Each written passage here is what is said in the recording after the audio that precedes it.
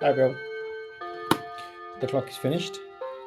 We've got the original hands, they've been adapted to fit the new movement. We've got the dummy brass, solid brass winders. Everything else is as it was. The dial, sorry, the bezel and the glass have been given a clean and a polish, as has the wood. If I open the back, that's your new movement, the Seiko quartz. It's just a 3D printed bracket, that's the white bit at the back. And the same for this little anvil here, which is tapping on the side there to give the tick noise. If you don't want that, you push that over there and clip it on there, and that will silence the pendulum. A lot of people like it, so just leave it ticking there. It's a Type-C battery, which I'll send. It won't be in the clock in the post, but I'll send it for you to insert. When I send the clock, I'm going to set it for 12 o'clock midday, so it will chime at 1 o'clock, just be after 12 o'clock when I send it to you. So if you put the battery in around about that time, then that'll be good.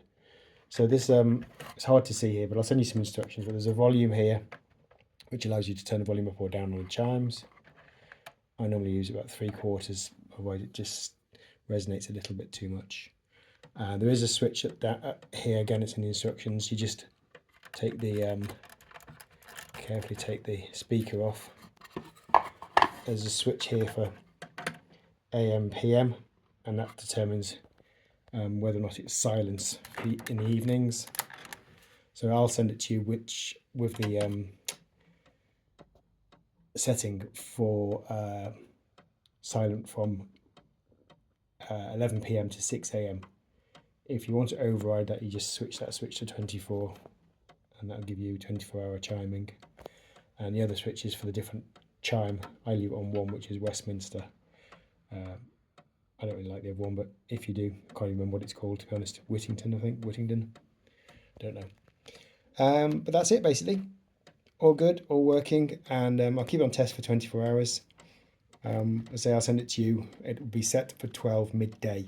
So if you can try and put the battery in, synchronize the right time, then it'll be a lot easier for you. Oh, sorry, I forgot to say one thing.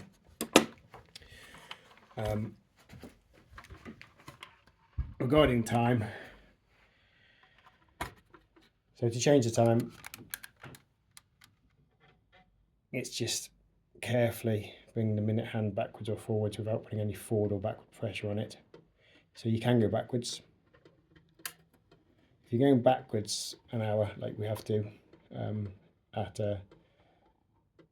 it's in the autumn, I recommend going back 2 hours and then bring it forward to the correct hour.